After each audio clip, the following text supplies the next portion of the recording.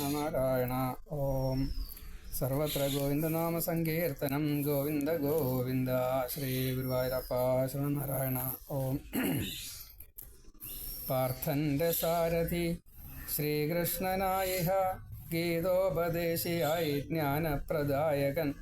അജ്ഞാനം തീർക്കുവാൻ സാഖ്യവും ഭക്തിയും ചൊല്ലിയ ശ്രീകൃഷ്ണ ശ്രീഹരി പാഹിമാം. അർജുന സംശയം മൗഢ്യവും തീർത്തൊര കാരുണ്യമൂർത്തിയാം പാണ്ഡവ രക്ഷക.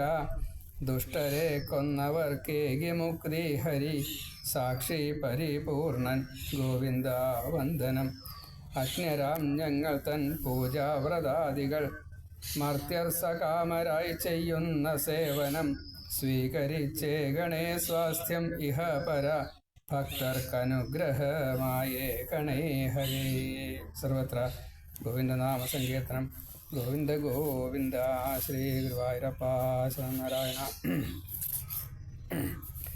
എല്ലാ ഭക്തന്മാർക്കും നമസ്കാരം. എല്ലാ ദേവീദേവന്മാർക്കും നമസ്കാരം. അച്ഛന് നമസ്കാരം, അമ്മയ്ക്ക് നമസ്കാരം, പിതൃക്കൾക്ക് നമസ്കാരം. ശ്രീ ഗുരുവായൂരപ്പ. സദ്ഗുരുഭ്യോ നമ, ഭക്തേഭ്യോ നമ. ശ്രീ ഗുരുവായൂരപ്പ. ശ്രീമദ് ഭഗവത്ഗീത പഠിക്കാൻ തന്നെ പ്രയാസം, അതിനെ അറിഞ്ഞുകൊണ്ട് പറയാൻ പ്രയാസം, അത് വ്യാഖ്യാനിക്കാൻ അതിലേറെ പ്രയാസം.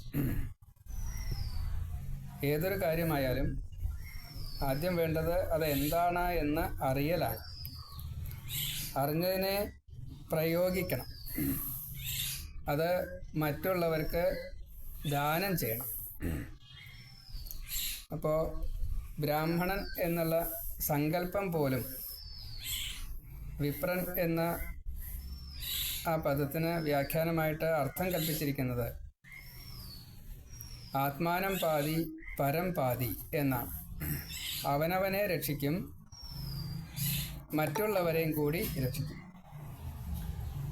അപ്പോൾ രക്ഷാസ്ഥാനത്ത് നിൽക്കുന്നത് ആരാണോ അത് ഈശ്വരനാണെങ്കിൽ ഈശ്വരോപാസന മതി, ഗുരുവാണെങ്കിൽ ഗുരുപാസന മതി, ബ്രാഹ്മണനാണെങ്കിൽ ബ്രാഹ്മണോപാസന മതി. സേവനം ഓരോരുത്തർക്കും ഓരോന്നാണ് വേണ്ടി വരിക. ജീവിതോപായം അല്ലെങ്കിൽ നമ്മൾ ധനസമ്പാദനത്തിന് അങ്ങനെ വേണ്ടല്ലോ, നമുക്ക് ജീവിക്കാൻ എന്തെങ്കിലും പൈസയൊക്കെ വേണ്ടേ. പശുപരിപാലനാണെങ്കിൽ അത് മാത്രം ചെയ്താൽ മതി, അത് ഈശ്വരോപാസനയായിട്ട് ഭഗവാൻ സ്വീകരിക്കും എന്ന് പറഞ്ഞിട്ടുണ്ട്. അപ്പോൾ ഭഗവാൻ എന്താണോ ഇച്ഛിക്കുന്നത് നമ്മളെ കൊണ്ട് ചെയ്യിക്കാൻ, അത് നമ്മൾ ചെയ്ത് തന്നെ ആവണം. രണ്ട് തരത്തിലാണ്. ഒന്ന്, നമ്മുടെ കർമ്മപ്രാരബ്ധമായിട്ട് നാം ഇന്നതൊക്കെ ചെയ്യണം എന്ന് വിധിച്ചിട്ടുണ്ട് പ്രാരബ്ധം തീർക്കാനായിട്ട്. അതേപോലെ തന്നെ ഭഗവാന്റെ ഇച്ഛയ്ക്കനുസരിച്ച് പ്രവർത്തിക്കാൻ വേണ്ടിയിട്ട് നിയോഗിക്കപ്പെട്ട പുണ്യാത്മാക്കളുണ്ട്.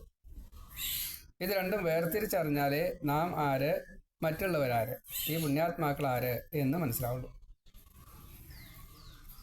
നമ്മുടെ ദേഹം അത് പ്രാരബ്ധം അനുഭവിക്കാൻ വേണ്ടിയിട്ട് സ്വഭാവത്തിനനുസരിച്ച് വന്നതാണ്. ഇവിടെ സ്വഭാവം എന്നുള്ളത് അനേക ജന്മാർജിത പാപപുണ്യങ്ങളുടെ ഫലമായിട്ട് സ്വ എന്നുള്ളത് സ്വത്വം എന്നാണ്. ആ സ്വത്വത്തിനനുസരിച്ച് ഈ ശരീരം കൊണ്ട് ഇന്ന കർമ്മങ്ങൾ ചെയ്താൽ അത് തീരും. കർമ്മങ്ങളല്ല തീരാം, കർമ്മത്തിൻ്റെ ഫലമായിട്ടുള്ള കർമ്മഫലം നമ്മൾ സ്വീകരിക്കുമ്പോൾ അത് തീരും. അപ്പം നമ്മൾ കർമ്മം ചെയ്തിട്ട് ഫലം സ്വീകരിക്കാതിരിക്കുന്നത് വലിയ ദോഷമാണ്. എന്താണ് ഫലം എന്നുള്ളതിലാണ് തർക്കം. അപ്പോൾ നമ്മൾ സാധാരണ പണിയെടുത്തു കഴിഞ്ഞാൽ കൂലി കിട്ടുക, അപ്പോൾ അതാണ് ഫലം എന്നാണ് ധാരണ. ശരിക്കും അതല്ല ധാരണ, അങ്ങനെയല്ല വേണ്ടത്. യഥാർത്ഥത്തിലുള്ള ഫലം എന്താണ്? ഒരു ഉദാഹരണം പറഞ്ഞാൽ കുറച്ച് എളുപ്പം.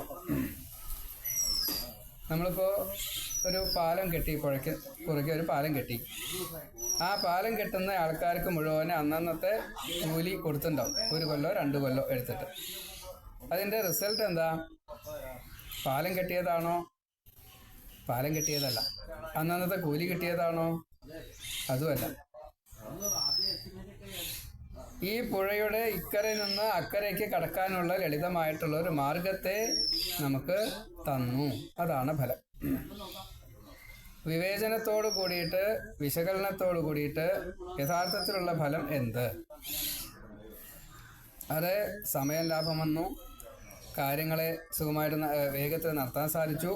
ഇങ്ങനെ ഓരോന്നിനും സെപ്പറേറ്റ് ആയിട്ട് ഫലമുണ്ട്. അത് മുഴുവൻ വ്യവച്ഛേദിച്ച് നാം സ്വയമേവ പഠിച്ച് 25% നമ്മൾ സ്വയമേവ പഠിക്കേണ്ടത്. ഗുരു പറഞ്ഞു തരും, ഗ്രന്ഥം പറഞ്ഞു തരും, കൂട്ടുകാർ പറഞ്ഞു തരും, നമ്മൾ സ്വയമേവ പഠിക്കണം. ആ നമ്മൾ സ്വയമേവ പഠിക്കലിലാണ് ഈ മുക്തി മാർഗത്തിലേക്ക് എത്താൻ സാധിക്കുക. അത് നമ്മളെ എങ്ങനെ ബാധിക്കുന്നു? വളരെ പ്രധാനപ്പെട്ടതായിട്ടുള്ള ഒരു തത്വമാണ് ഈ ഭഗവാൻ ഗീതയിലൂടെ നമുക്ക് പറഞ്ഞു തന്നത്. ഉപദേശങ്ങൾ ധാരാളം ഭഗവാൻ നടത്തിയിട്ടുണ്ട്. ബുദ്ധോപദേശം വളരെ പ്രധാനപ്പെട്ടതാണ്. സഹസ്രനാമം വളരെ പ്രധാനപ്പെട്ടതാണ്. ഭഗവാൻ തന്നെ ഭീഷ്മരിലേക്ക് പ്രവേശിച്ച അർജുനനോട് സനാതനധർമ്മങ്ങൾ, വർണ്ണാശ്രമധർമ്മങ്ങൾ ഒക്കെ വിശദമായിട്ട് പറഞ്ഞു. രാജശാസനങ്ങൾ, സ്ത്രീധർമ്മങ്ങൾ, എല്ലാവരുടെ കർമ്മങ്ങളും ധർമ്മങ്ങളും പറഞ്ഞു. അതേപോലെ തന്നെ ഏറ്റവും പ്രധാനപ്പെട്ട മറ്റൊരു മാർഗമാണ് കാപിലം. കാപിലത്തിലും ഈ ഭഗവത്ഗീതയിലും ബുദ്ധോപദേശത്തിലും തത്വം പറയുന്നതൊക്കെ എല്ലാം ഒരേപോലെയാണ്. ആഖ്യാന ശൈലി വളരെ വ്യത്യാസമാണ്. താത്വികമായിട്ട് അതിൻ്റെ ലക്ഷ്യം ഇന്ന രീതിയിലാണ് വരിക എന്നുള്ളത് നമുക്കത് ഓരോന്നും വിശകലനം ചെയ്ത് കഴിഞ്ഞാൽ മനസ്സിലാവും. പക്ഷേ ആഖ്യാനം വളരെ വ്യത്യാസം. ഒന്ന് കർമ്മമാർഗമാണ്, ഗീത കർമ്മമാർഗമാണ്. കാപിലം ഭക്തി മാർഗമാണ്.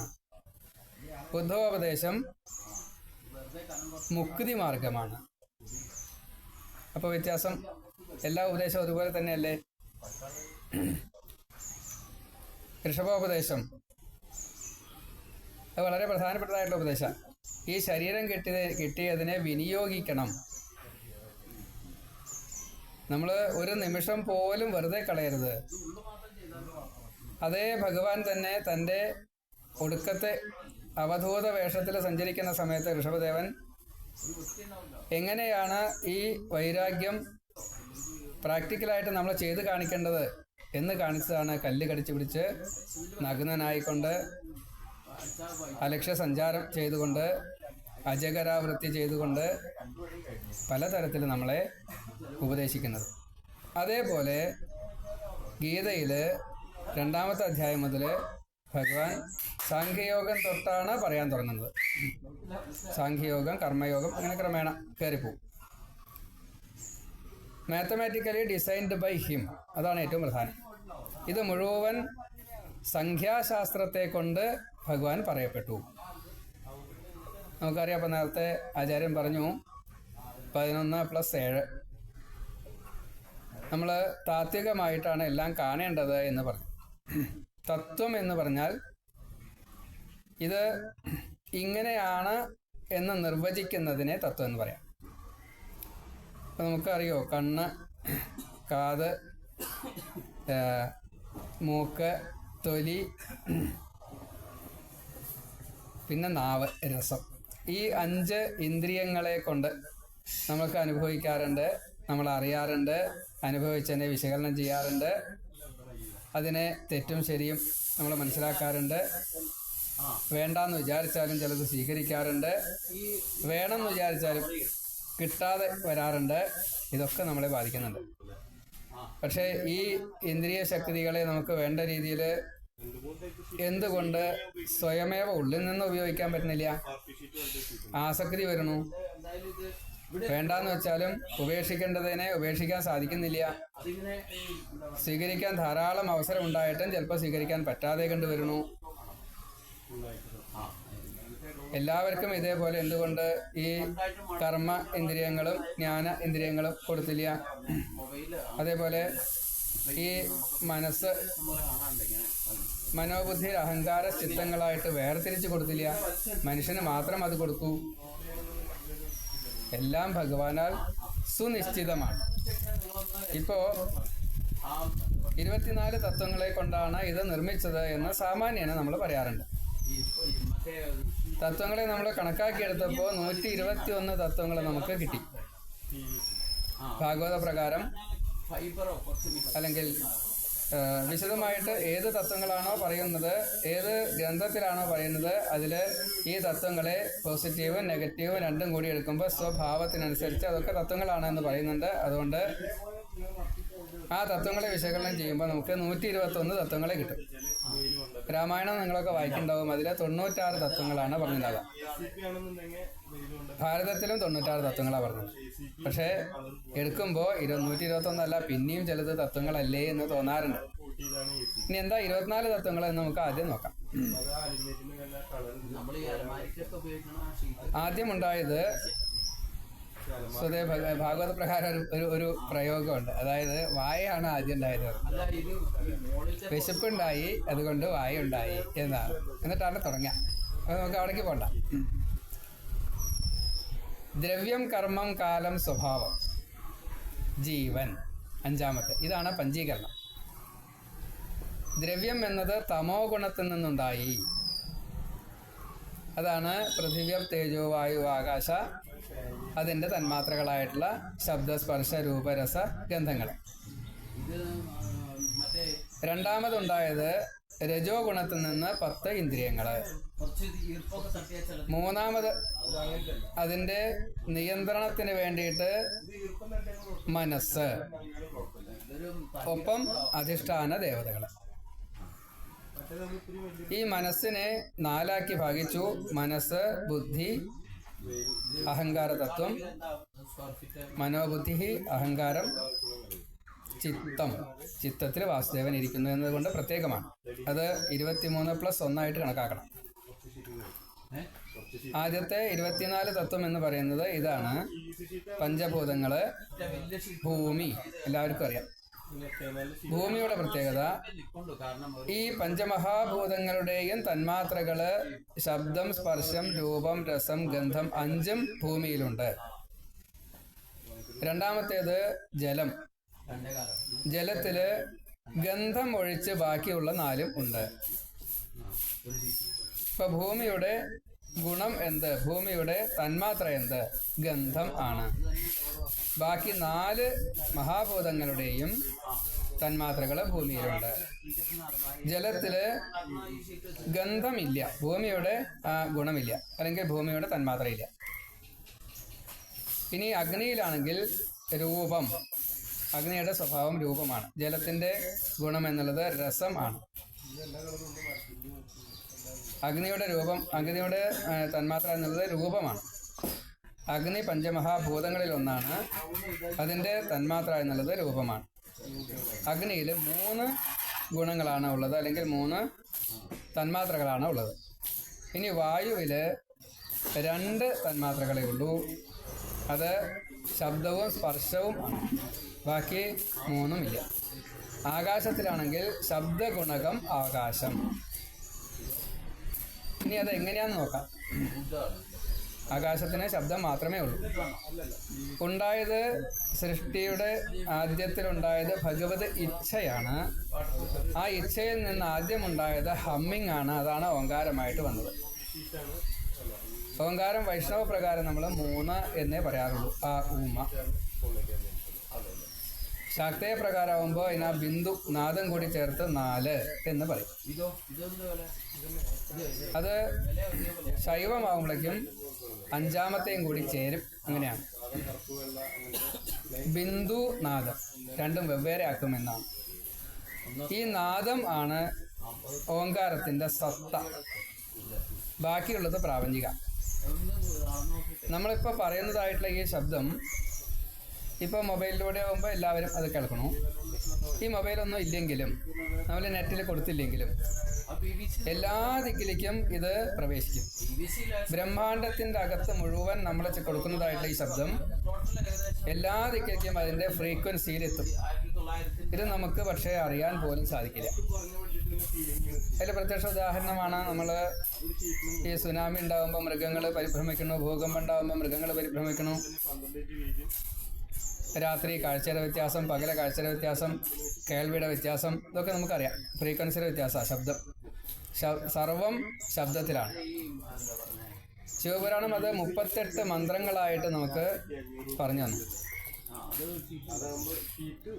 5 പഞ്ചബ്രഹ്മൻ എന്നാ പറയാം. അതിലാണ് അതിന്റെ വിശദീകരണം വന്നത്. അതൊക്കെ അധിഷ്ഠാന ദേവതയായിട്ട് 5 തരത്തിൽപ്പെട്ടതായിട്ടുള്ള മഹാദേവന്റെ സദ്യോജാതം,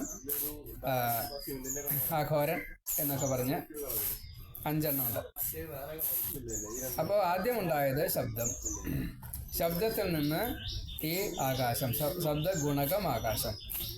അതിൻ്റെ രണ്ടിൻ്റെയും പ്രത്യേകത എല്ലാ ദിക്കിലും വ്യാപിച്ചു നിൽക്കുന്നു. വിഷ്ണുവിനെ പോലെ വ്യാപനശീലം ഭഗവാന്റെ ഒരു പ്രത്യേകതയാണ്. ബാക്കി ആർക്കും ഇല്ലാത്തതാണ്. എല്ലാ ദിക്കിലേക്കും എത്താൻ സാധിക്കും. അതിന് മറവില്ല, തടുക്കാൻ പറ്റില്ല. ഏറ്റക്കുറച്ചിലുണ്ടാവുമെന്ന് മാത്രമേ ഉള്ളൂ. ആദ്യത്തെ 10. ഇനി രണ്ടാമത്തെ, ഇതിനെ അറിയാൻ വേണ്ടിയിട്ട്. ഏതിനെ അറിയാൻ വേണ്ടിയിട്ട്?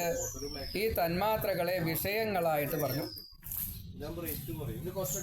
വിഷയം എന്നുള്ളത് നാം അനുഭവിക്കുമ്പോൾ പ്രാരബ്ധമായിട്ട് വരുന്നതാണ്. അതിലാണ് ഈ ആസക്തി ഉണ്ടാകുക. നമുക്കറിയാലോ, നമ്മുടെ ഓരോരുത്തർക്കും ചിലവർക്ക് ശബ്ദം കേൾക്കാനാണ് ഇഷ്ടം, സംഗീതം കേൾക്കണവരുണ്ട്, ഇടിപൊളി എന്തായാലും പറയാ, ഈ അവിലിടി ഇല്ലേ, ഇപ്പോഴത്തെ പ്രത്യേക മ്യൂസിക് ഉണ്ടല്ലോ, അത് കേൾക്കണവരുണ്ട്. വളരെ ശാന്തമായിട്ട് ഓങ്കാരം ജപിച്ചുകൊണ്ട് ഓങ്കാരത്തിന്റെ ശബ്ദം പോലും പുറത്തു വരാതെ കണ്ട് സൈലൻ്റായിട്ട് ഓങ്കാരത്തെ ധ്യാനിക്കുന്നവരുണ്ട്. ഉള്ളിൽ ഈ ധ്വനി അതിനെ അവിടേക്ക് കേന്ദ്രബിന്ദുവിലേക്ക് എത്തിക്കുകയാണ്. അത് മുക്തിതലത്തിലേക്കാണ് എത്തിക്കാൻ സാധിക്കും.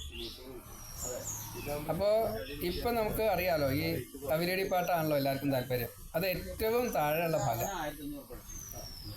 അതിൽ ഏറ്റവും സൈലൻ്റ് ആയിട്ട് ഈ ഓങ്കാരത്തിൻ്റെ നാദത്തിൽ മാത്രം ശ്രദ്ധിക്കുന്ന മഹാഋഷികൾ, അവർ മാക്സിമത്തിലാണ്. ഇത് കടന്നാൽ പിന്നെ മുക്തിപദായി. അപ്പോൾ അതിൻ്റെ ആ ഒരു വ്യത്യാസം മനസ്സിലായല്ലോ. എന്തുകൊണ്ട് ഇപ്പോൾ അവിരടി പാട്ട് ഇഷ്ടപ്പെടുന്നു? തമോ ഗുണത്തിന്റെ ആധിക്യമാണ്. ഗ്രഹിക്കാനുള്ള ഗ്രാസ്പിംഗ് പവർ ഉണ്ടല്ലോ, ഈ ഗ്രാസ്പിംഗ് പവർ കുറഞ്ഞു വരിക. ഓരോ ശബ്ദത്തിലും അതിൻ്റെതായിട്ടുള്ള ഈ ഫ്രീക്വൻസിയുടെ ഫലമായിട്ട് നമ്മുടെ ഈ സപ്തധാതുക്കളെ പുഷ്ടിപ്പെടുത്താനുള്ള ഓജസ് അതിലുണ്ട്. ആ ഓജസ്സിനെ സ്വീകരിക്കുന്നത് സ്വരമാത്രമായിട്ടാണ്. ജീവനാകുന്ന അഞ്ചെണ്ണത്തിന്റെ വീതം ആയിട്ടുള്ള സ്പർശാക്ഷരങ്ങൾ എന്ന് പറയുന്ന ക ഖ ഗ ഘ ങ ച ഛ ജ ഝ ഞ ത ഠ ഡ ധ ന ത ഥ ദ ധ ന പ ഫ വ ഭ മ. ഈ 25 സ്പർശാക്ഷരം അത് നമ്മൾ പറയണ പോലെയല്ല അതിൻ്റെ ആദ്യത്തെ തുടക്കത്തിൽ അത് ഉണ്ടാക്കിയത്.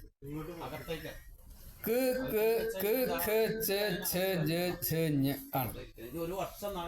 അതില് അകാരം ചേർക്കുമ്പോ കകാരമായി, ഉകാരം ചേർക്കുമ്പോ ചുകാരം ആയി, ഈകാരം ചേർക്കുമ്പോ പി എന്നായി. അത്രയുള്ളൂ. ആണെച്ചാൽ മറ്റൊരക്ഷരം. 16 സ്വരങ്ങളാണ് ഉള്ളത്. ഈ 16 സ്വരങ്ങളും ഈ 25 സ്പർശാക്ഷരങ്ങളോട് ചേരുമ്പോൾ അത് സ്വരങ്ങൾ 1 ആവാം, 2 ആവാം, 3 ആവാം, ചിലപ്പോ മിക്സഡ് ആവാം, മാത്രാ വ്യത്യാസങ്ങൾ ഉണ്ടാവാം.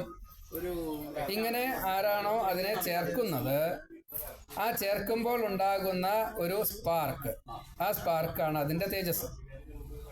ആ തേജസ് സപ്തധാതുക്കൾക്ക് പുഷ്ടി തരും എന്നതാണ്.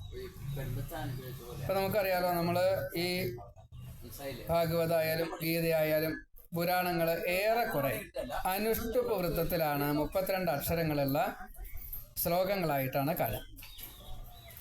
അതിന്റെ തത്വം എന്താ? ബ്ലഡ് എന്നുള്ളത് മറ്റേ രക്തം, അത് ഒരു ധാതുവാണ്. ആ ധാതുവിനെ പുഷ്ടിപ്പെടുത്തുന്നതാണ് ഈ 32 അക്ഷരമുള്ള അനുഷ്ടുപ വൃത്തം. അതായത് പ്രാണൻ എവിടെയാ നിൽക്കുന്നത് എന്നറിഞ്ഞാൽ എന്താ ഇത് ഇങ്ങനെ പറയണം എന്നുള്ളത് മനസ്സിലാവുള്ളൂ. എന്താ അത്? കൃതയുഗത്തില് പ്രാണൻ നിൽക്കുന്നത് അസ്ഥിയിലാണ്. ത്രേതായുഗത്തില് പ്രാണൻ നിൽക്കുന്നത് മാംസത്തിലാണ്. ദ്വാപരയുഗത്തില് പ്രാണൻ നിൽക്കുന്നത് രക്തത്തിലാണ്. ഈ കലിയുഗത്തില് ഈ ശരീരത്തിലേ അല്ല നിൽക്കുന്നത്. കലിയുഗത്തിൽ നിൽക്കുന്നത് അന്നജത്തിലാണ്. അപ്പോ സസ്യജാലങ്ങളിൽ നിന്ന് വരുന്നതായിട്ടുള്ള ധാന്യായാലും വേണ്ടി ഇലയായാലും വേണ്ടി അതിലാണ് അന്നജം. അത് നമ്മുടെ ശരീരത്തിലേക്ക് പ്രവേശിച്ചല്ലാതെ കണ്ട് ഈ പ്രാണനെ നമുക്ക് നിലനിർത്താൻ പോലും സാധിക്കില്ല. 32ാമത്തെ ദിവസം വരെ ഒരു പക്ഷേ ഈ അന്തരീക്ഷത്തിൽ നിന്ന് കിട്ടുന്നതായിട്ടുള്ള ശ്വാസവായു അതല്ലെങ്കിൽ പ്രാണവായു എന്നൊക്കെ പറഞ്ഞ് സ്വീകരിച്ചാൽ കിട്ടുമായിരിക്കാം. അത് കഴിഞ്ഞാൽ ജലത്തുനിന്ന് കുറച്ച് കിട്ടുമായിരിക്കാം. പക്ഷേ 33ാമത്തെ ദിവസം ഈ അന്നജം അതിലേക്ക് പ്രവേശിച്ചിട്ടില്ലെങ്കിൽ വായുവിലൂടെ ആവാം, വെള്ളത്തിലൂടെ ആവാം, മറ്റ് ഖരപദാർത്ഥമോ ലിക്വിഡോ ഏതായാലും വേണ്ടില്ല, പ്രവേശിച്ചിട്ടില്ലെങ്കിൽ ശരീരം ജീവനെ ഉപേക്ഷിക്കും. പറ്റില്ല, നിലനിർത്താൻ പറ്റില്ല. അപ്പൊ അതിൻ്റെ ഒരു എന്തുകൊണ്ട് വ്യാസൻ ഇപ്രകാരത്തിൽ ചെയ്തു എന്ന് മനസ്സിലായല്ലോ. ഈ ബ്ലഡിനെ എൻകറേജ് ചെയ്യിക്കുന്നത് വളരെ ഈസിയാണ്. 32 അക്ഷരങ്ങളുള്ള ഈ ഭാഗവതം വായിക്കുമ്പോൾ, ഈ ഗീത വായിക്കുമ്പോൾ അതിൽ സംസ്കൃത അക്ഷരത്തിൻ്റെ പ്രത്യേകത, മലയാള അക്ഷരത്തിൻ്റെ പ്രത്യേകത, എല്ലാ ഭാഷയ്ക്കും ഇല്ലാത്തതായിട്ടുള്ള പ്രത്യേകത, നമ്മൾ ഉച്ചരിക്കുന്ന അതേ ഭാഷ തന്നെയാണ് എഴുതുന്നതും. അത് ഈ വോക്കൽ കോഡും ഈ സപ്തധാതുക്കളും അത് നേരിട്ട് ബന്ധം വരുന്നു എന്നതുകൊണ്ടാണ്. മറ്റേത് ഭാഷയിലും ഇതില്ല. ഭഗവാൻ അതിന് സാമഗാനത്തിനെ പറ്റിയിട്ട് പറയുമ്പോൾ, സാമവേദത്തിനെ പറ്റിയിട്ട് പറയുമ്പോൾ, ഈ സ്വരപ്രധാനങ്ങളെക്കുറിച്ച് പ്രാധാന്യത്തെക്കുറിച്ച് പറയുമ്പോൾ ഇത് പറയുന്നുണ്ട്. ഓങ്കാരം ജപിക്കുമ്പോൾ നമ്മൾ 3 സ്വരങ്ങളെ അതിൽ ചേർക്കുന്നുണ്ട്. ആ, ഈ, ഉ. ഈ ഇകാരം അത് മറഞ്ഞിരിക്കും, ഒളിഞ്ഞിരിക്കും, അത് പുറമേക്ക് വരില്ല. പക്ഷേ അകാരം ഉകാരം പുറമേക്ക് വരും. ആ, ഈ, എന്നാണ് ശരിക്കും വരിക. അത് ശാക്തേയ പ്രകാരം പറയുന്നുണ്ട്. അപ്പൊ ശബ്ദത്തിന്റെ പ്രാധാന്യം മനസ്സിലായല്ലോ. ഇത് നമ്മൾ മൗനം ശീലിക്കാൻ വേണ്ടിയിട്ട് പറയും. മൗനം ശീലിക്കാൻ വേണ്ടിയിട്ട് പറയുമ്പോൾ ഈ ദേഹശുദ്ധിക്ക് അതൊരു കാരണമായി തരും. ഒരേ അക്ഷരം തന്നെ ഉച്ചരിച്ച് പഠിക്കൂ എന്ന് ഗുരുക്കന്മാർ പറയാറുണ്ട്. അത് ഏതോ ഒന്നിന്റെ കുറവിനെ നികത്താൻ വേണ്ടിയിട്ടാണ്. പലതരത്തിലുള്ള ട്രീറ്റ്മെന്റാണ്. നമുക്കറിയാമല്ലോ, സംഗീതം കേട്ട് കഴിഞ്ഞാൽ രോഗം മാറും. രോഗം മരുന്നോട് കൂടിയിട്ട് ചെയ്യുന്ന സമയത്ത് നമുക്ക് വിവിധങ്ങളായിട്ടുള്ള സംഗീതം, അത് അക്ഷര പ്രാധാന്യത്തോട് കൂടിയിട്ടായാലും സ്വരപ്രാധാന്യത്തോട് കൂടിയിട്ടായാലും ഇനി ഓർക്കസ്ട്ര മാത്രമായാലും നാദപ്രാധാന്യം ആയിട്ട് വന്നാലും നാദം, താളം, ലയം, രാഗ, നാദ, താള, ലയത്തോട് കൂടിയിട്ട് അതിലേത് ഊന്നി പറഞ്ഞാലും അത് നമ്മളെ മനസ്സിനെ ബാധിക്കും, ശരീരത്തിനെ ബാധിക്കും. ശബ്ദത്തിൻ്റെ പ്രാധാന്യം ഇങ്ങനെ ഓരോന്നിൻ്റെയും വിശദീകരണം തന്നെ അതാത് തത്വങ്ങളിൽ ഭഗവാൻ ചേർത്തു. പക്ഷെ അത് എങ്ങനെയാ പറഞ്ഞത്? കഥാരുചി ആയിട്ടാണ് മൊത്തം പുരാണങ്ങളിലൊക്കെ പറഞ്ഞിരിക്കുന്നത്. അപ്പോൾ ഓരോരുത്തരും ഓരോരോ രീതിയിലാണല്ലോ ഭഗവാനെ ആശ്രയിക്കുന്നത്.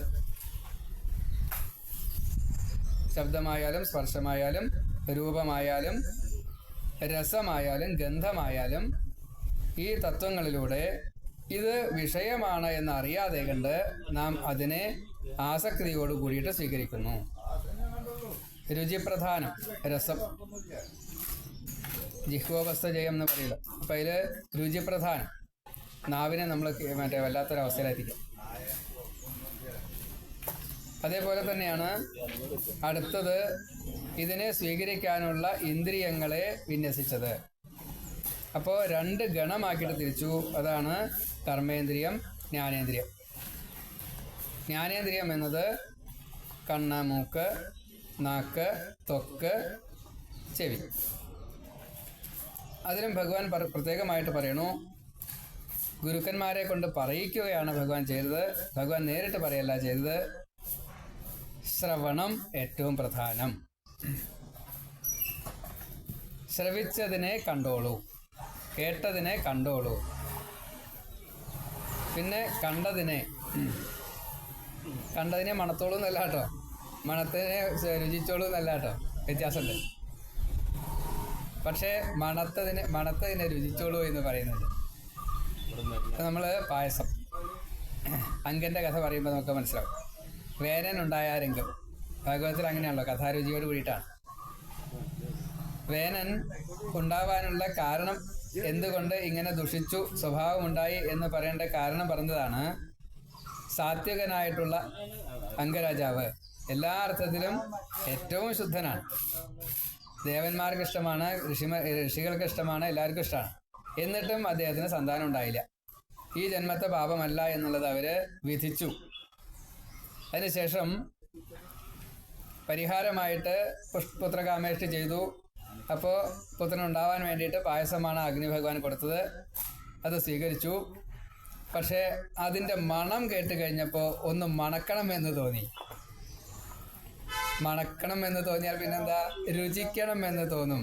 ഇവിടെ രുചിക്കാനുള്ള അധികാരം ഇല്ലാത്തതുകൊണ്ട് എന്ത് ചെയ്തു, മണത്തിട്ട് അത് സുനീതയ്ക്ക് കൊടുത്തു. എന്താ സംഭവിച്ചത്? അതിൻ്റെ എസൻസ് എന്താണോ അത് എക്സ്ട്രാക്ഷൻ ചെയ്യപ്പെട്ടു. അതിൽ നിന്ന് അത് എടുത്തു. ബാക്കിയുള്ളത് ചണ്ടിയായിപ്പോൾ അത് ദുഷിച്ചതായിപ്പോയി. അത് സ്വീകരിച്ചു സുനീത. സംഭവിച്ചതോ, വേനൻ ചീത്ത പ്രവൃത്തി ചെയ്യുന്ന ദുഷ്ടനായിട്ട് മാറി. അപ്പോൾ മണത്ത് കഴിഞ്ഞാൽ രുചിക്കണം എന്ന് തോന്നും. ഇന്ദ്രിയങ്ങളൊക്കെ പരസ്പരം ബന്ധപ്പെട്ടാണ് കിടക്കുന്നത്. 5 ഇന്ദ്രിയങ്ങളെ ഇങ്ങനെ പറഞ്ഞു. ഈ ഇന്ദ്രിയങ്ങളൊക്കെ ഭഗവത് ഉന്മുഖമാക്കി തീർക്കുക എന്നതാണ് എല്ലാ ഉപദേശങ്ങളിലും കാണാം. ഇവിടെ അവിടേക്ക് എത്താൻ കുറച്ച് താമസമുണ്ട്. കുറേ താമസം വന്നാലേ അതൊക്കെ അവിടേക്ക് എത്തുള്ളൂ.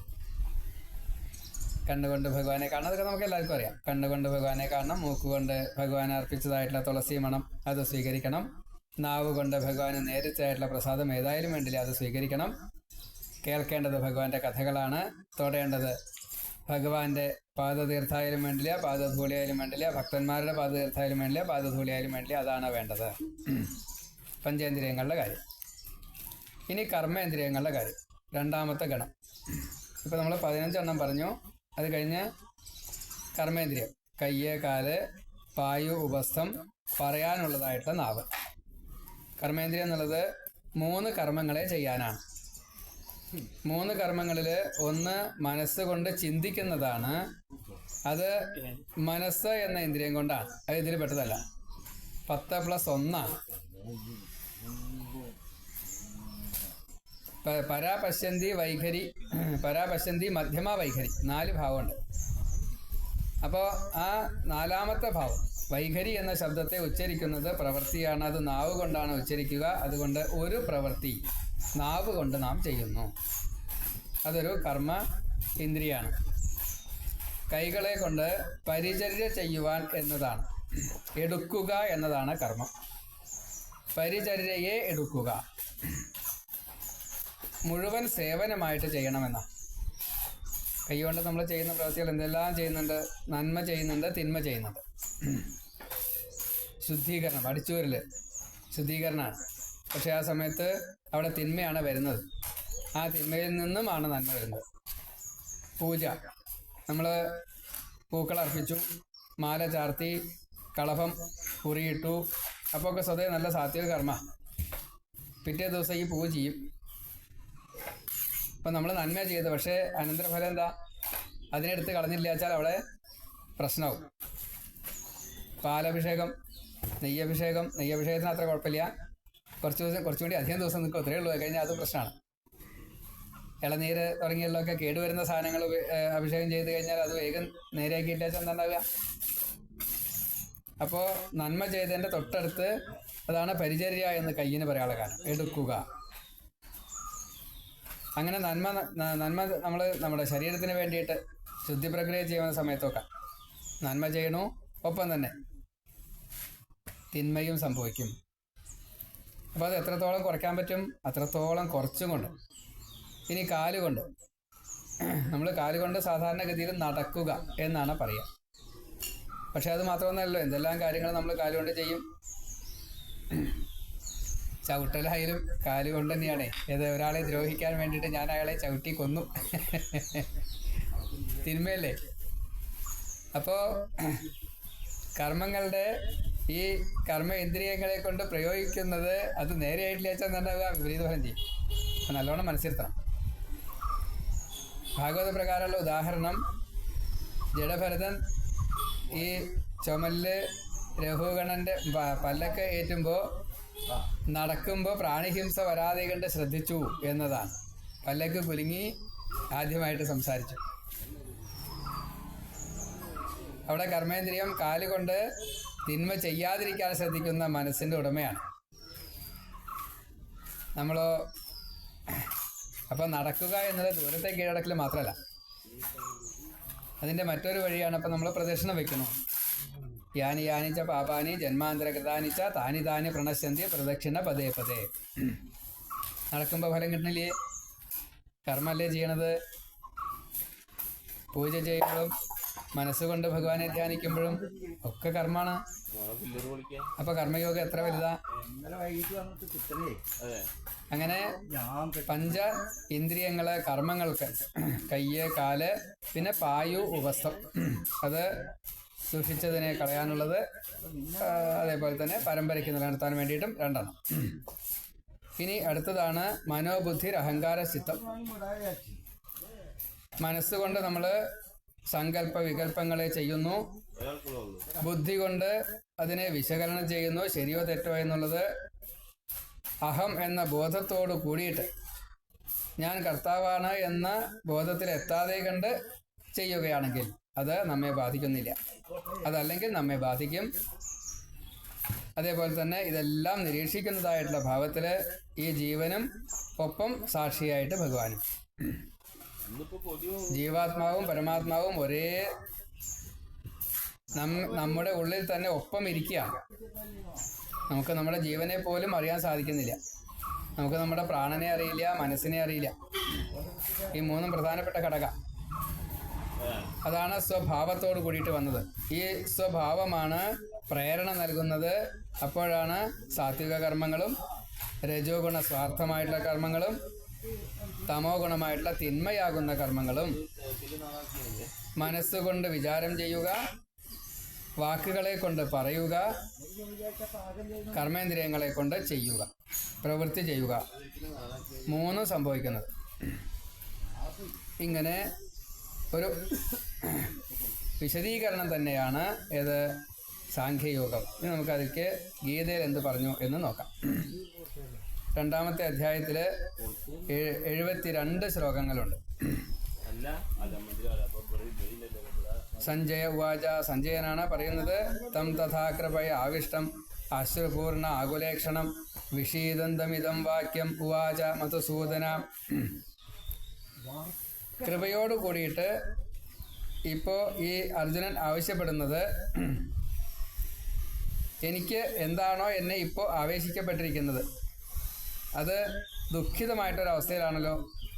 അതുകൊണ്ട് ആ ദുഃഖത്തെ ഒന്ന് തീർക്കാൻ വേണ്ടിയിട്ട് ഇങ്ങനെ അപ്പോൾ സഞ്ജയൻ ഇങ്ങനെ പറഞ്ഞു. അർജുനൻ ആവശ്യപ്പെട്ടതിന് ഉത്തരമായിട്ട് ഭഗവാൻ പറയുന്നു. 2-ാമത്തെ ശ്ലോകം തൊട്ട് ഭഗവാൻ പറയുകയാണ്. ഗീത തുടങ്ങുന്നത് 2-ാമത്തെ ശ്ലോകം തൊട്ടല്ല, കുറച്ചിനും കഴിഞ്ഞിട്ടാണ്. 11-ാമത്തെ ശ്ലോകത്തിലാണ്. കുതസ്ത്വ കശ്മലമിതം വിഷമേ സമുപസ്ഥിതം അനാര്യജുഷ്ടം അസ്വർഗ്യം അകീർത്തികരമർജുന. അല്ലയോ അർജുന, ഈ സന്ദിഗ്ധ ഘട്ടത്തിൽ സജ്ജനങ്ങൾ ആചരിക്കാത്തതായിട്ടുള്ള ഈ സ്വർഗപ്രാപ്തിക്ക് തടസ്സമായിട്ടുള്ള ദുഷ്കീർത്തിയെ ഉണ്ടാക്കുന്നതായിട്ടുള്ള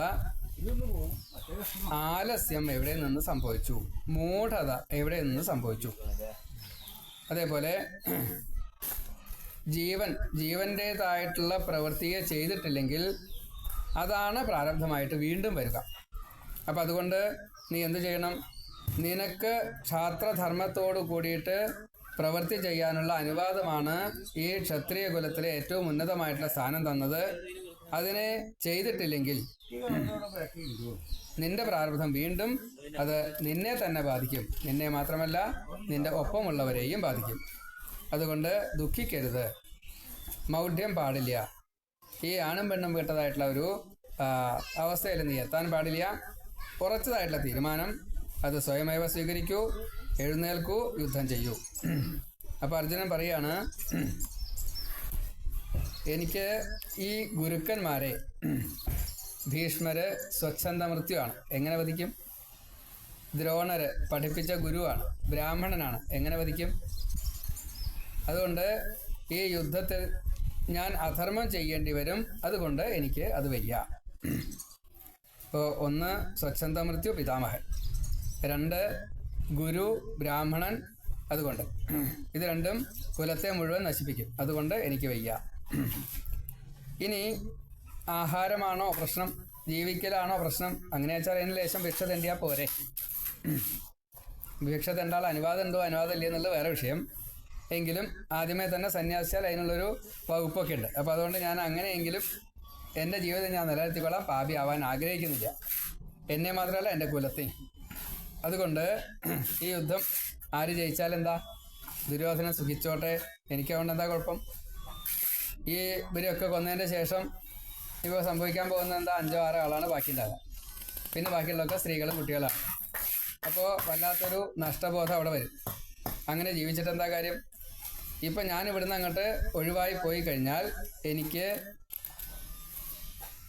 എനിക്ക് മാത്രമല്ല, എനിക്ക് സുഖം കിട്ടും, ബാക്കി എല്ലാവർക്കും ഇതേപോലെ സുഖം കിട്ടും. അതുകൊണ്ട് ഞാൻ എന്ത് ചെയ്യില്ല?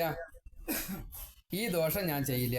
അതാണ് കാർപ്പണ്യദോഷോപഹത സ്വഭാവ പൃച്ഛാമി ത്വാം ധർമ്മ സമ്മൂഢചേതാഹ യത് ശ്രേയഃ സ്യാത് നിശ്ചിതം ബ്രൂഹി തത് മേ ശിഷ്യഃ തേ അഹം ശാധി മാം ത്വാം പ്രപന്നാം. അപ്പോൾ നാം എന്താണോ ഈ മനസ്സിൻ്റെ പ്രീതിക്ക്, ഇന്ദ്രിയത്തിൻ്റെ പ്രീതിക്ക്, ശരീരത്തിൻ്റെ പ്രീതിക്ക്, അല്ലെങ്കിൽ അഭിമാനത്തിൻ്റെ പ്രീതിക്ക്, അങ്ങനെ പലതുണ്ട് സ്വഭാവമായിട്ട് വരുന്നതാ. അതിന് വേണ്ടിയിട്ട് എന്തിന് ഞാൻ ഇത് ചെയ്യുന്നു? അത് എങ്ങനെയാണ് മൗഢ്യമായിട്ട് മാറുക? വേണ്ട എന്ന് വെച്ച് കഴിഞ്ഞാൽ അത് വൈരാഗ്യമല്ലേ വരിക? അതൊരു വലിയ പ്രശ്നമാണ്. അങ്ങനെ സ്വന്തം കടമയിൽ നിന്ന് ഒഴിവായി പോയേ പറ്റൂ. അച്ഛനമ്മയും ശുശ്രൂഷിക്കുന്ന കാര്യത്തിൽ ഞാൻ ചെയ്യില്ല എന്ന് പറഞ്ഞാൽ, ഒരു കഥ പറഞ്ഞാൽ നിങ്ങൾക്ക് വേഗം മനസ്സിലാവും. ഒരു ഗുരു വൈദ്യനാണ്, മഹാവൈദ്യനാണ്, ലോകരാൽ അംഗീകരിക്കപ്പെട്ടതായിട്ടുള്ള വൈദ്യനാണ്. അമ്മയ്ക്ക് രോഗം വന്നു. ചികിത്സാവിധി സാധാരണഗതിയിൽ ചെയ്യാൻ പറ്റാത്ത ഒരു കാര്യമാണ്. അപ്പോൾ അതുകൊണ്ട് അദ്ദേഹം അത് ചെയ്തില്ല. കുറുക്ക് വഴികളായിട്ട് പലതും ഉണ്ട്, അതെല്ലാം ചെയ്തു. അപ്പോൾ ഈ അമ്മയ്ക്ക് മക്കൾ പിന്നെയുണ്ട്. ധൈര്യശാലികളായിട്ട് വീര്യശാലികളായിട്ട് വൈദ്യന്മാരുണ്ട്. അവർ പക്ഷേ ഈ വൈദ്യം കൊണ്ട് കാശുണ്ടാക്കുകയോ യശസ്സുണ്ടാക്കുകയോ ചെയ്യണില്ല, മാറി നിൽക്കുക. അപ്പോൾ ആ വൈദ്യനോട് ചോദിച്ചു, മകനോട് ചോദിച്ചു, ഒടുക്കത്തെ മകനോട് ചോദിച്ചു, എന്നെ രക്ഷിക്കാൻ പറ്റുമോ കുട്ടാ എന്ന് ചോദിച്ചു. അമ്മ ഞാൻ ചെയ്യും, പിന്നെ എന്നോട് കലഹിക്കരുത് എന്ന് പറഞ്ഞു. ശരി, ഇല്ല എന്ന് പറഞ്ഞു. ഉറപ്പല്ലേ? ഉറപ്പാണ്. ഏട്ടനോട് ചോദിച്ചു, അമ്മ അങ്ങനെ പറഞ്ഞിട്ട് ഞാൻ ചെയ്യട്ടെ ചോദിച്ചു. നിനക്ക് ധൈര്യം ഉണ്ടെച്ചാൽ ചെയ്തോ, എനിക്ക് അറിയായിട്ടല്ല, എനിക്ക് ധൈര്യമില്ല, ഞാൻ അതിൽ വേറെ ചില ദോഷങ്ങൾ കാണുന്നുണ്ട് എന്ന് പറഞ്ഞു. മകൻ ഒടുക്കത്തെ ആള് ഒരു സംശയമില്ലാതെ കണ്ട് അമ്മയെ തവിടിലിട്ട് അങ്ങോട്ട് വറുത്തു. വലിയൊരു കാതൻ ചെമ്പ് അതിന് വേണ്ടിയിട്ട് സ്പെഷ്യലായിട്ടുണ്ടാക്കി. ചെമ്പ് കൊണ്ട് അതിൽ തവിട് നിറച്ചു, നല്ലോണം ചൂടാക്കി അമ്മയെ അതിലിട്ട് അങ്ങോട്ട് വറുത്തു. അമ്മയെ വറുത്താൽ രോഗം മാറും. അത് അവിടെ ചൂടാക്കലാണ് ചെയ്യേണ്ടത്. ഈ ഒടുക്കത്തെ മകൻ കുട്ടൻ ഒരു പ്രയാസമില്ലാതെ കണ്ട് അമ്മയെ അത് ചെയ്തു. അമ്മയ്ക്ക് രോഗം മാറി. അപ്പോൾ മൂത്ത മകനായിട്ട് വൈദ്യരോട് പറഞ്ഞു, ഇതാണ് ഉണ്ണി യഥാർത്ഥത്തിൽ ചെയ്യേണ്ടത്, കാര്യം നടത്തുകയാണ് വേണ്ടത്. ഇപ്പോൾ ഇതാ എനിക്ക് സുഖമായില്ലേ? അപ്പോൾ ഇതാണ് കാർപ്പണ്യദോഷം, പലതരത്തിലാണ് വരിക. അപ്പോൾ മൂഢതയല്ല അത്. ഭഗവാനെ ഞാൻ ചെയ്തത് തെറ്റൊന്നുമില്ല എന്നാണ് കേട്ടോ എൻ്റെ ഒരു ധാരണ. ധർമ്മം എന്താണ് എന്ന് കൃത്യമായിട്ട് അറിയാത്തത് കൊണ്ടാണ് ഈ മൂഢബുദ്ധി എനിക്ക് വന്നത്. അവിടെ ഈ ധൈര്യം കൊടുക്കലാണ് ഭഗവാൻ ചെയ്തത്. യാതൊന്നാണോ എനിക്ക് ശ്രേയസ്സായിട്ട് വരുന്നത് അതാണ് ഞാൻ അങ്ങയോട് ചോദിക്കുന്നത്. അതിനെ എനിക്ക് ഇന്നതാണ് ചെയ്യേണ്ടത് എന്ന് പറഞ്ഞു തരൂ. ഞാൻ അങ്ങയുടെ ശിഷ്യനാണല്ലോ, അതുകൊണ്ട് അങ്ങയെ ശരണം പ്രാപിച്ചായിട്ടുള്ള എന്നെ ഉപേക്ഷിക്കരുത്, വേണ്ട രീതിയിൽ ഉപദേശിക്കൂ. എനിക്ക് ഈ രാജ്യത്തിനോടോ അതല്ലെങ്കിൽ ഇത് കിട്ടിക്കഴിഞ്ഞാലുള്ള സുഖത്തിനോടോ താല്പര്യമില്ല. അതേപോലെ തന്നെ ഞാനിപ്പോൾ എൻ്റെ സുഖത്തെയോ ദുഃഖത്തെയോ അല്ല ചിന്തിക്കുന്നത്, ലോകഹിതത്തെയാണ് ചിന്തിക്കുന്നത് എന്നിപ്രകാരം പറഞ്ഞു. അപ്പോൾ സഞ്ജയൻ പറയാണ്, ഏവമുക്ത്വാ ഹൃഷീകേശം ഗുഡാകേശ പരന്തവ ന യോത്സ്യ ഇതി ഗോവിന്ദം ഉക്ത്വാ തൂഷ്ണീം ബഭൂവഃ. ഈ അർജുനൻ തൻ്റെ ആവശ്യത്തെ ഇപ്രകാരം പറഞ്ഞ സമയത്ത് ഞാൻ യുദ്ധം ചെയ്യില്ല എന്നാണല്ലോ പറഞ്ഞത്, എന്നിട്ട് ഒന്നും മിണ്ടാതെ കണ്ട് ഇരിക്കുകയാണല്ലോ ചെയ്തത്. അപ്പോൾ പുഞ്ചിരിച്ചുകൊണ്ട് വളരെ ഇഷ്ടത്തോടു കൂടിയിട്ട് ഭഗവാൻ ഗീത പറയാൻ തുടങ്ങി. 11ാമത്തെ ശ്ലോകം തൊട്ടാണ് ശ്രീ ഭഗവാൻ വാച എന്ന് ഭഗവാൻ പറയുന്നത്. അതുകൊണ്ട് അശോച്യാൻ അന്വശോചസ്ത്വം പ്രജ്ഞാവാദാംശ ഭാഷസേ ഗതാസൂന ഗതാസൂംശ്ച നാനുശോചന്തി പണ്ഡിത. അപ്പോൾ സാധാരണഗതിയിൽ എല്ലാ അറിവും പൂർണ്ണമായിട്ട് നമ്മുടെ കയ്യിലുണ്ടെങ്കിൽ നമ്മൾ ഒരു കാര്യത്തിലും ദുഃഖിക്കില്ല. ഇപ്പോൾ മകന് ഒരു പ്രയാസമില്ലാതെ കണ്ട് അമ്മയെ ചുട്ടു, ആ കാര്യം വറുത്തു, അപ്പോൾ ആ രോഗം മുഴുവനെ മാറി. ത്വക്ക് സംബന്ധമായിട്ട് രോഗം ഉണ്ടായിരുന്നു, അകത്തേക്കും കുറച്ചധികം ഉണ്ടായിരുന്നു. അതുകൊണ്ടാണ് അപ്രകാരത്തിൽ ചെയ്തത്. അത് അമ്മയ്ക്ക് വേദനയാവുമല്ലോ എന്ന് വിചാരിച്ചിട്ടാണ്. അപ്പം അങ്ങനെ കാര്യങ്ങളെ വിശദമായിട്ട് മനസ്സിലാക്കിക്കൊണ്ടാണെങ്കിൽ അത് വിവേകമായിട്ട് മാറി. അതല്ലെങ്കിലോ ഒരു കാര്യമില്ല. വേണ്ടത് വേണ്ട രീതിയിൽ ചെയ്യാനുള്ള കഴിവും ധൈര്യവും വീര്യവും ഒക്കെ വേണം. അതുണ്ടായാൽ മാത്രമേ അതിന് യഥാർത്ഥത്തിലുള്ള ഫലത്തെ നമുക്ക് ലഭിക്കുള്ളൂ.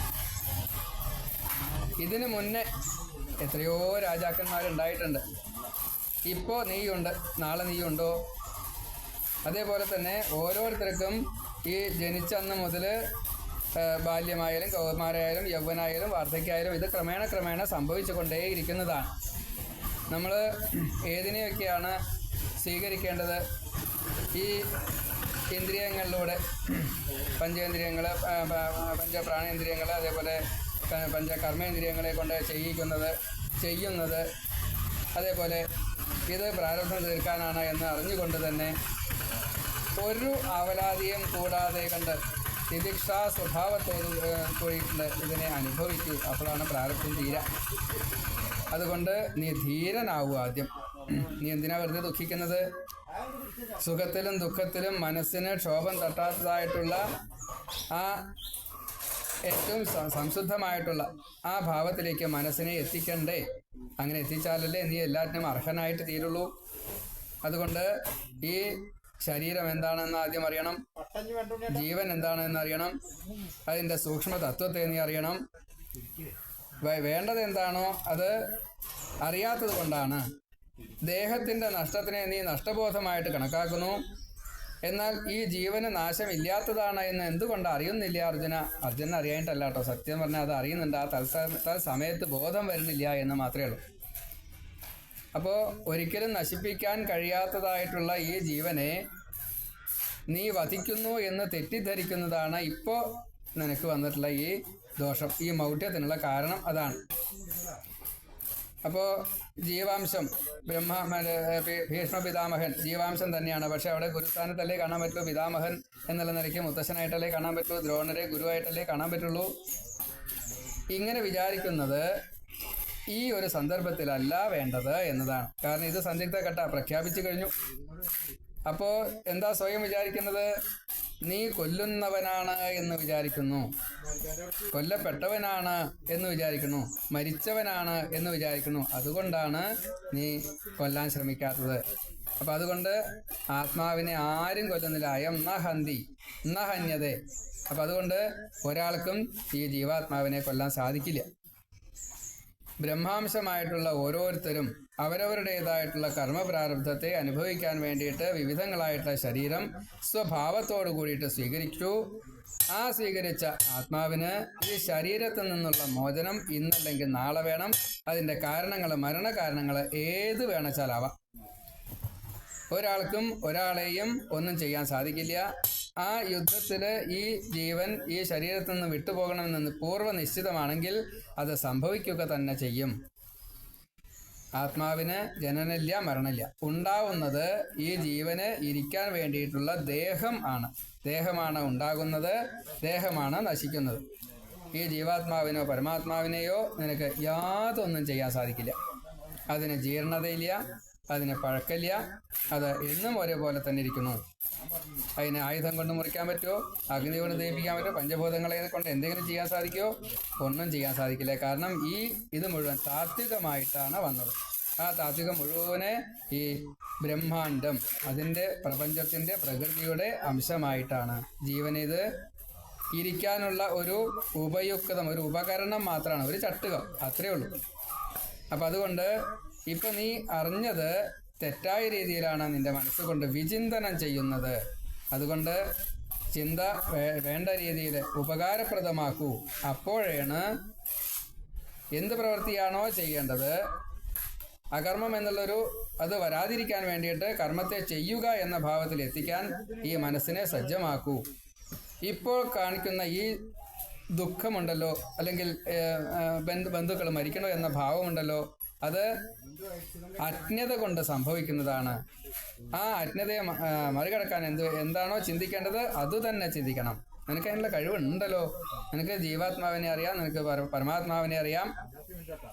അതേപോലെ തന്നെ ഈ ഓരോ ശരീരം വിട്ടുപോകുന്ന ഓരോ ജീവനും വീണ്ടും മറ്റൊരു ശരീരത്തെ കിട്ടും എന്നുള്ളത് നിനക്കറിയാലോ. ഇന്നലെ ഉണ്ടായിരുന്ന മുതുമുത്തശ്ശന്മാര് ഇന്നുണ്ടോ? ഇന്ന് കാണുന്നവർ നാളെ ഉണ്ടാകുമോ? ഉണ്ടാവില്ല. ഈ ശരീരം ഉണ്ടാവില്ല, പക്ഷെ ഈ ജീവനോ അവൻ മുന്നേ ഉണ്ടായിരുന്നു. ഇതിന് മുന്നേ ഉള്ള ശരീരത്തിൽ നിന്ന് ഉപേക്ഷിച്ചു, ഇന്ന് സംഭവിച്ചു.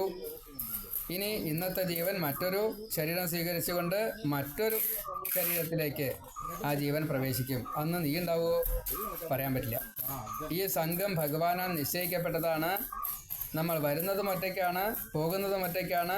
ഇവിടെയുള്ള ഈ സംഘം ഈ കർമ്മപ്രാരബ്ധം തീർക്കാൻ വേണ്ടിയിട്ട് തമ്മിലുള്ള പൂർവ്വജന്മ കൃത കർമ്മത്തിൻ്റെ ബാക്കിയായിട്ട് ഈ സംഘം ഇവിടെ വേണമെങ്കിൽ ഭഗവാൻ യോജിപ്പിക്കും, അതില്ലെങ്കിലോ ഭഗവാൻ യോജിപ്പിക്കില്ല. ഭാഗവത പ്രകാരമാണെങ്കിൽ ചിത്രകേതുവിൻ്റെ ഒരേ ഒരു ഉണ്ണി മരിച്ച സമയത്ത് നാരദൻ ആ ഉണ്ണിയിലേക്ക് പ്രവേശിച്ച് ചോദിച്ചു, എന്തിനാ ഉണ്ണി അച്ഛനമ്മമാരെ ഉപേക്ഷിക്കുന്നത്? അച്ഛനമ്മമാരെ സന്തോഷിപ്പിക്കാൻ വേണ്ടിയിട്ട് എഴുന്നേറ്റ് വരൂ എന്ന്. അപ്പോൾ ആ ഉണ്ണി പറഞ്ഞത്, ഏത് ജന്മത്തിലെ അച്ഛനമ്മമാരെയാണ് ഞാൻ സന്തോഷിപ്പിക്കേണ്ടത് എന്നാണ്. അത് കേട്ടതോട് കൂടിയിട്ട് അവൻ്റെ ചോദ്യവും ഉത്തരവും ഇതൊന്നല്ല. ഇത്രയും അലറി കരഞ്ഞതായിട്ടുള്ള ദുഃഖിച്ചതായിട്ടുള്ള അച്ഛൻ ചിത്രകേതു തൻ്റെ ദുഃഖത്തിൽ നിന്നും ഒഴിവായി. പിന്നെ ദുഃഖമില്ല, ആ ചിത്രകേതുവിൻ്റെ ദുഃഖം ഉണ്ടായില്ല. അപ്പോൾ ഇങ്ങനെയുള്ള സന്ദർഭങ്ങളിൽ ആത്മതത്വത്തെ അറിയാൻ നീ പ്രാപ്തനാണ്, എന്നിട്ടും നീ അത് അറിയുന്നില്ലല്ലോ. അത് എന്തുകൊണ്ടാണ് അർജുന അറിയാത്തത്? ഇങ്ങനെ വേണ്ട വിധത്തിൽ വിചാരം ചെയ്യാത്തത് എന്തുകൊണ്ടാണ്? ആത്മാവിനെ അറിയണ്ടേ? എനിക്ക് അറിയാലോ, അറിഞ്ഞിട്ടും എന്തുകൊണ്ട് അറിഞ്ഞില്ല എന്ന് അടിക്കുന്നു. ഈ ദേഹം നിത്യമല്ല, പ്രപഞ്ചം പോലും നിത്യമല്ല. അതിന് എത്ര കാലമേ ആയുസുള്ളൂ എന്നുള്ളത് നമ്മൾക്കറിയാലോ. കൽപ്പം, ഒരു കൽപ്പം എന്ന് പറഞ്ഞു കഴിഞ്ഞാൽ 1000 ചതുർയുഗം. അത്രയും കാലം അതിങ്ങനെ വന്നുകൊണ്ടിരിക്കും, വന്നും പോയിക്കൊണ്ടിരിക്കും. ആ ജീവൻ എത്ര കാലമാണോ, ഒരു ജീവൻ എത്ര കാലമാണോ സംസാരിക്കേണ്ടത് അത്ര കാലം മാത്രമേ സംസാരിക്കുള്ളൂ. അതുകൊണ്ട് ഈ ജീവാത്മാവിനെ വധിക്കാൻ നിനക്ക് കഴിയില്ല. മാത്രമല്ല അതിനെ ഒറ്റപ്പെടുത്താൻ സാധിക്കില്ല. ഇതെല്ലാം അംശാംശമായതുകൊണ്ട് ശരീരത്തെ ഉപേക്ഷിച്ച് വിചാരിച്ച് ദുഃഖിക്കേണ്ട ആവശ്യമില്ല. മുതുമുത്തശ്ശൻ മരിച്ചു വിചാരിച്ചെന്ന് ആരെങ്കിലും ദുഃഖിക്കാറുണ്ടോ? പരമാവധി മുത്തശ്ശനെ അറിയുമായിരിക്കും. അത് കഴിഞ്ഞാൽ അതിൻ്റെ അപ്പുറത്തേക്ക് നമുക്ക് അറിയോ? കഷ്ടിയാവും അല്ലേ? മുത്തശ്ശൻ്റെ പേര് കഴിഞ്ഞാൽ മുതുമുത്തശ്ശൻ്റെ പേര് അറിയോ നമുക്ക്? അതും കൂടി അറിയില്ല. പിന്നെന്തിനാണ് നമ്മൾ ദുഃഖിക്കണത്? 4ാമത്തെ തലമുറ ഇനി വരാൻ പോകുന്നത് എൻ്റെ പേരക്കുട്ടൻ്റെ പേരക്കുട്ടൻ എന്ന് നമുക്കിപ്പോൾ പറയാൻ പറ്റുമോ? ചിന്തിക്കാൻ പോലും പറ്റില്ല. അപ്പം അതുകൊണ്ട് ഇപ്പോൾ ഈ ജ്ഞാനത്തെ ഈ തത്സമയം വെച്ചിട്ട് ഇങ്ങനെ വിപരീതം ചിന്തിക്കുന്നത് നിന്റെ അജ്ഞത തന്നെയാണ്. അതുകൊണ്ട് എതിർച്ഛാലാഭദൃഷ്ടി എന്ന ആ ഭാവത്തിലേക്ക് നീ എത്തുക തന്നെ വേണം. ഇവിടെ എന്താ എതിർച്ഛാലാഭദൃഷ്ടി വേണ്ടത്? ഇവിടെ യുദ്ധത്തിലൊരു പ്രത്യേകത ഉണ്ട് കേട്ടോ, അത് പ്രത്യേകം പറയാം. എന്ത്?